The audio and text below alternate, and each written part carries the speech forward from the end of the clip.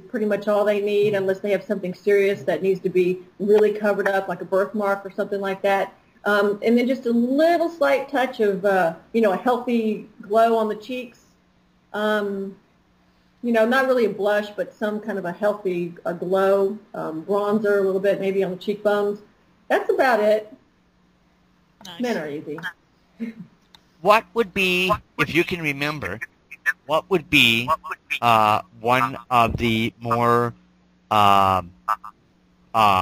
predominant or important models that you have done makeup on for any kind of a presentation since you started this?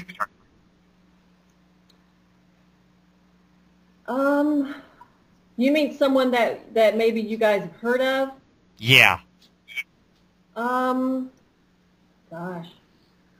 I don't know if there's anyone that maybe you've heard of, but I have done commercials. I've done some national commercials, but they weren't really actresses that are of any, name that you would recognize. They were, like a Miller Lite commercial that I worked on.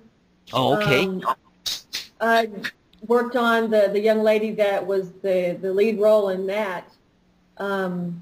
But it was set on the beach, so it was real easy doing her makeup. I couldn't even tell you her name. I never seen her since that commercial, but I've worked on a lot of different types of people and ethnicities and that kind of thing. But now, as far as the extent of your makeup artistry career, were you going in and doing it for commercials and whatnot?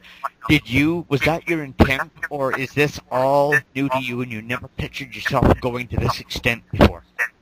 I never imagined that I would be heading in this direction. I've always been fascinated by makeup. I've always loved doing it. I've loved doing it on my friends growing up. In high school, I did all my girls, my best friend's hair and makeup for proms, all dances. And then when I got into the pageant thing, I started helping out other girls with the local pageants, as well as, I was judging them as well, but then that was a whole different story. But helping out with the local commercials, and I did some TV talk shows, and, through my connections from being Miss Florida, it kind of went from there. I was doing makeup here and there, and then I, knew this person. They knew that I was helping out with makeup at one point in time, and it just sort of fell in my lap. And that's how life is sometimes. You don't really know where you're heading until you get there. So. But you're happy with where you're headed now. I love it. It's great. Do you want to touch base with the listeners, unless you don't want to open up this little can of worms just yet, but you've got a couple of opportunities that you just discovered today, as well as some more coming up tomorrow, that you aren't quite too sure what's going to happen. Did you want to touch base on that just a little bit? I'm not quite sure what is going to be happening with those, so I'm probably not going to say anything at this point. Fair enough. My first just meeting knock was on wood.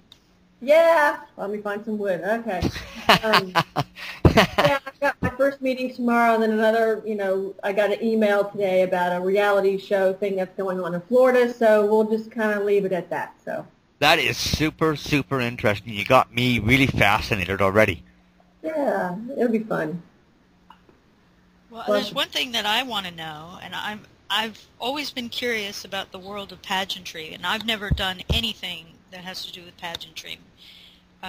But since you've been in that world, you could offer an insider's opinion on what the rest of us only guess at.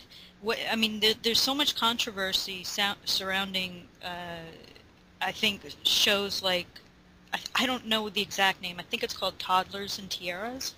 That's it. Yeah. Yeah. There's a lot of people who take a stand like this is a bad thing, or they take a stand this is a good thing. What is your take on that? I think it's ridiculous. I am not. I didn't get involved in pageants until I was out of high school, And basically I got into that because I saw an advertisement for a local pageant that was offering, a car and a fur and a $25,000 in cash. So I said, I want that stuff. I just wanted the stuff.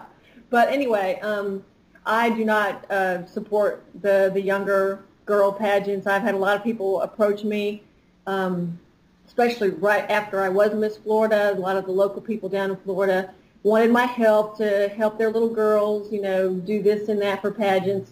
And I actually, when I was Miss Florida, a part of some of my duties was I was paid to judge several of the little girl pageants, even a national pageant for, I don't remember what branch or what pageant that was, but it was so long ago. But I think they were young. They were like ages 6 and 7 up to preteens, and I just think that you're too young to be judged on how you look at that age. You don't even know about yet. Yeah, exactly. You should not be learning at such an age that you're not good unless you're considered to be pretty, and I just think that's ridiculous. I have a 9-year-old daughter who asked me to be in a pageant, a Valentine's pageant, just recently for her school, and I told her no. She knows that Mommy used to be Miss Florida, so she probably thought that it would be okay with me, and I said no, and I was adamant about it. She wanted to know why. And even her brother understood. He jumped in the conversation and said to her in front of me, because you're not supposed to be judged on how you look. You're supposed to be judged on how you are on the inside. He did. He and it surprised me. He said it. I didn't even know he was going to say it. He said, "That's impressive. Madison, you're supposed to be judged." Exactly. I have a very, very sweet, smart, very kind son who cares about his sister's feelings, and he does not want her to be judged on how she looks. She doesn't need to feel that. Well, No. what are your views? I mean, I know that you're out of the pageant now and on to, I guess, possibly bigger, better things. But as far you watch the pageants, I gather some of them now.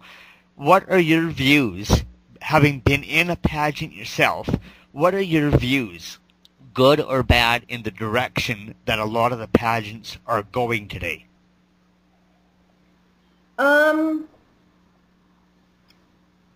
Oh gosh, I kind of think since I watched the Miss USA pageant this year or this last year.